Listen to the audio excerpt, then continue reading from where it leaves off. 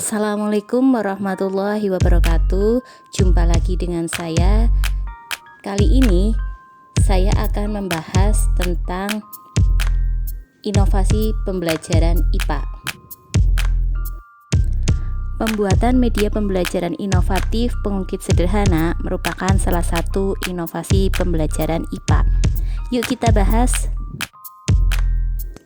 Sebelum memulai pembelajaran, guru pastinya membuat rencana pelaksanaan pembelajaran atau yang sering kita sebut RPP. Dalam RPP ada beberapa komponen-komponen yang harus terpenuhi. Yang pertama adalah pemetaan kompetensi dasar. Kompetensi dasar yang saya ambil untuk pembelajaran kali ini adalah kompetensi dasar 3.3, yakni menjelaskan konsep usaha pesawat sederhana dan penerapannya dalam kehidupan sehari-hari termasuk kerja otot dan struktur rangka manusia. Dan kompetensi dasar 4.3, yakni menyajikan hasil penyelidikan atau penyelesaian masalah tentang manfaat penggunaan pesawat sederhana dalam kehidupan sehari-hari. Yang kedua adalah penentuan indikator pencapaian kompetensi. Pada kegiatan pembelajaran kali ini, saya mengambil beberapa indikator pencapaian kompetensi. Yang pertama, mengidentifikasi jenis-jenis pesawat sederhana. Yang kedua, mengidentifikasi pesawat sederhana yang ada di rumah. Yang ketiga, menjelaskan penggunaan pengungkit jenis pertama, kedua, dan ketiga dalam kehidupan sehari-hari. Yang keempat, menghitung keuntungan mekanik pada pengungkit. Yang kelima, mengidentifikasi permasalahan di lingkungan sekitar yang dapat diatasi dengan menggunakan pesawat sederhana. Dan yang keenam, mengajukan suatu usulan penerapan pesawat sederhana untuk memecahkan permasalahan kehidupan sehari-hari yang belum diatasi dengan menggunakan pesawat sederhana. Yang ketiga, penetapan tujuan pembelajaran. Tujuan pembelajaran kali ini adalah 1. Melalui diskusi dan studi pustaka dibantu dengan LKPD, peserta didik dapat mengidentifikasi letak titik tumpu, lengan beban, dan lengan kuasa pada gunting dan berbagai peralatan yang ada di lingkungan peserta didik sehingga dapat menjelaskan jenis-jenis pengungkit. Yang kedua, melalui diskusi dan studi pustaka tentang pengungkit, peserta didik dapat mengelompokkan menentukan keuntungan mekanis pada pengungkit. Yang ketiga, melalui percobaan pada LKPD, peserta didik dapat mengidentifikasi syarat keseimbangan pengungkit. Dan yang keempat, melalui tugas rumah dan dibantu dengan LKPD, peserta didik dapat mengidentifikasi pesawat sederhana yang ada di lingkungan rumah dan di lingkungan sekitar rumah peserta didik. Yang keempat adalah perumusan materi. Materi pembelajaran yang akan diajarkan pada pertemuan kali ini adalah keuntungan mekanis pada tuas yang dapat dihitung melalui rumusan KM sama dengan gaya beban dibagi gaya kuasa. Yang kedua tentang bagian-bagian pengungkit, dan yang ketiga tentang jenis-jenis pengungkit serta manfaat dan keuntungan mekanik dari pengungkit. Yang kelima adalah pemilihan pendekatan, strategi, model, dan metode pembelajaran. Pada pertemuan kali ini, saya menggunakan pendekatan saintifik dengan model project based learning. Metodenya diskusi, percobaan, dan studi pustaka. Yang keenam adalah penerapan langkah-langkah pembelajaran. Langkah-langkah pembelajaran ini mengikuti sintak dari model project based learning. Yang ketujuh adalah penilaian hasil pembelajaran. Penilaian kali ini saya menggunakan beberapa instrumen. Yang pertama adalah lembar observasi, yaitu lembar pengamatan sikap peserta didik terhadap pembelajaran. Yang kedua, tes tertulis berupa soal pilihan ganda dan uraian. Dan yang ketiga adalah portofolio berupa laporan praktikum dan laporan pembuatan alat peraga. Langkah-langkah pembelajaran. Langkah-langkah pembelajaran meliputi kegiatan awal, kegiatan inti, dan kegiatan penutup. Pada kegiatan awal, guru melakukan pembukaan dengan salam pembuka. Kemudian guru mengecek kehadiran dan kondisi peserta didik.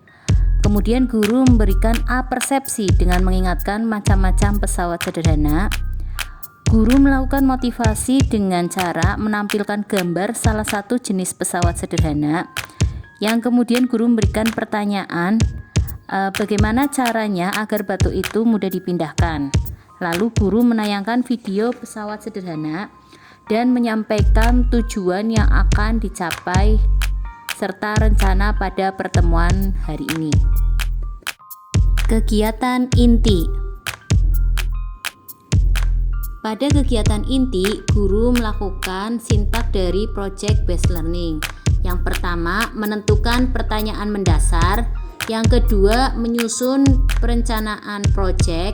Yang ketiga, menyusun jadwal. Yang keempat, monitoring. Yang kelima, uji hasil. Dan yang keenam adalah evaluasi. Kegiatan penutup. Guru melakukan evaluasi berupa tes tertulis, melakukan refleksi hasil pembelajaran, dan penyampaian rencana pembelajaran berikutnya. Berikut ini adalah contoh hasil tugas proyek kelas 8H.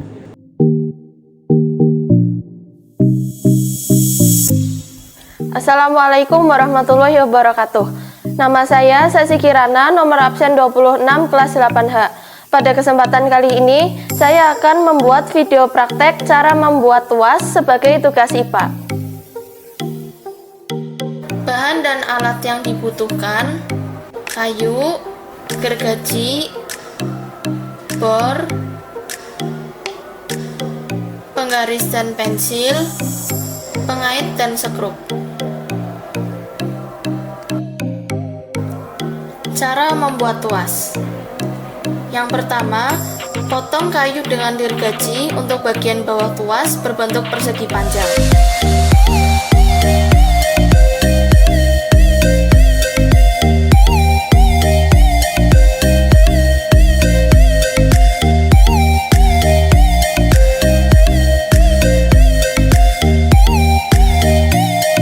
Yang kedua, potong kayu untuk titik tumpu, lengan beban, dan lengan kuasa.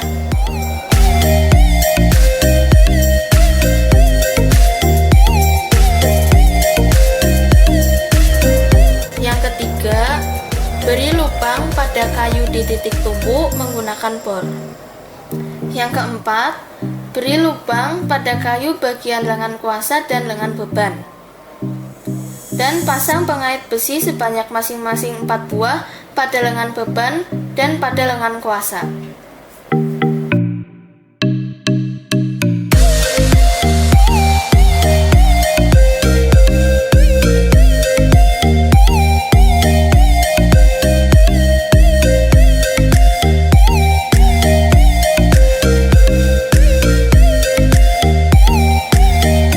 Yang kelima, pasang lengan beban dan lengan kuasa pada titik tumpu dan pasangkan sekrup.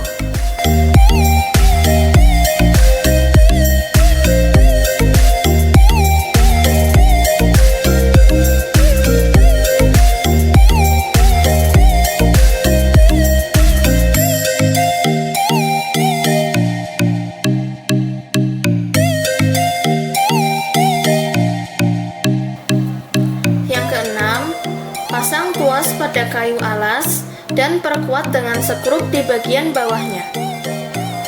Tuas siap digunakan untuk praktek.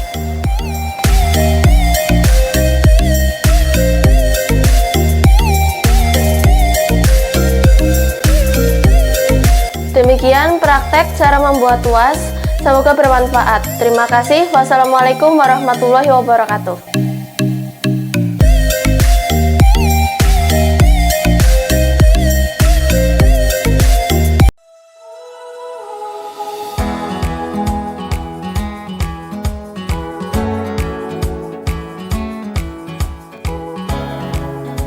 Assalamualaikum warahmatullahi wabarakatuh.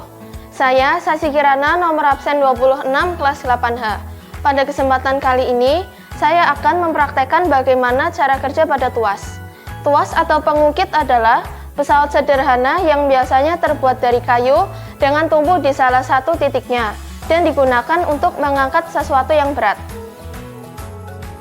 Tuas memudahkan usaha dengan cara menggandakan gaya kuasa dan mengubah arah gaya. Tuas memiliki 3 bagian, yaitu yang pertama, titik tumpu, yaitu titik tempat batang diputar.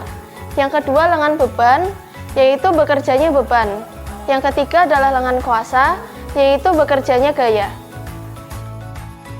Pada percobaan pertama, saya akan meletakkan plastisin sebesar 20 gram pada titik kedua di lengan beban, dan saya akan meletakkan plastisin sebesar 15,4 gram pada titik ketiga di lengan kuasa.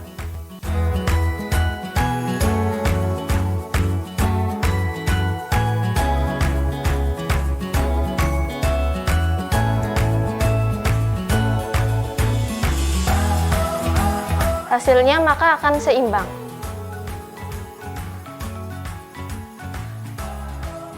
Yang kedua, saya akan meletakkan plastisin sebesar 24 gram pada titik ketiga di lengan beban, dan saya akan meletakkan plastisin sebesar 18,7 gram di titik keempat pada lengan kuasa.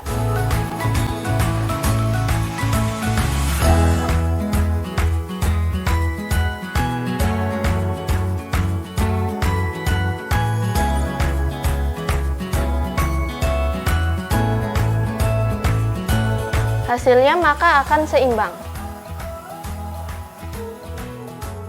Yang ketiga, saya akan meletakkan plastisin sebesar 8 gram pada titik pertama di lengan beban, dan saya akan meletakkan plastisin sebesar 3,1 gram pada titik ketiga di lengan kuasa.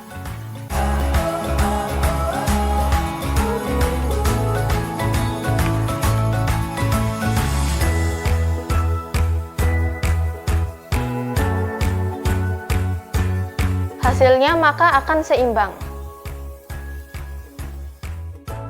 Pada percobaan keempat, saya akan meletakkan plastisin sebesar 12 gram pada titik kedua di lengan beban, dan saya akan meletakkan plastisin sebesar 6,4 gram di titik keempat pada lengan kuasa.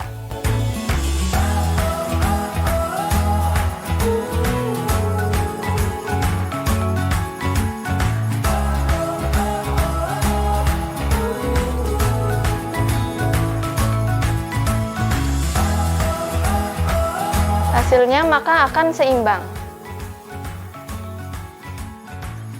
Yang terakhir, saya akan meletakkan plastisin sebesar 4 gram pada titik pertama di lengan beban, dan saya akan meletakkan plastisin sebesar 2,1 gram pada titik kedua di lengan kuasa.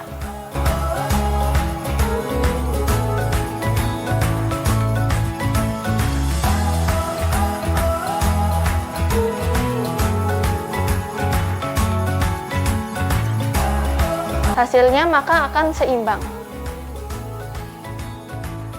Demikian percobaan cara kerja pada tuas. Sekian, terima kasih. Wassalamualaikum warahmatullahi wabarakatuh. Terima kasih sudah menonton video ini. Semoga bermanfaat. Jangan lupa klik like and subscribe channel ini ya, agar bisa menonton video-video terbaru dari kami.